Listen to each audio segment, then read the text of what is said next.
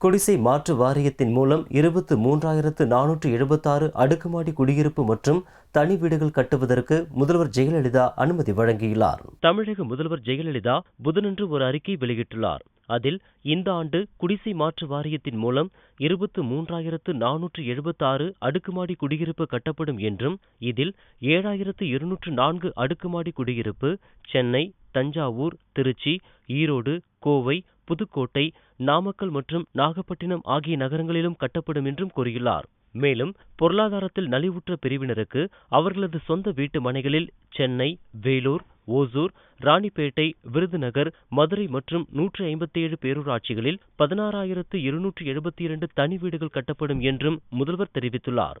தனி வீடுகள் கட்டிக் கொள்பவர்களுக்கு அரசு மானியமாக 2,10,000 ரூபாய் வழங்கப்படும் என்றும் இதற்காக தமிழ்நாடு குடிசை பகுதி மாற்று வாரியம் தேவையான தொழில்நுட்ப வழிகாட்டுதல்களை வழங்கும் என்றும் முதல்வர் ஜெயலலிதா தனது அறிக்கையில் கூறியுள்ளார்.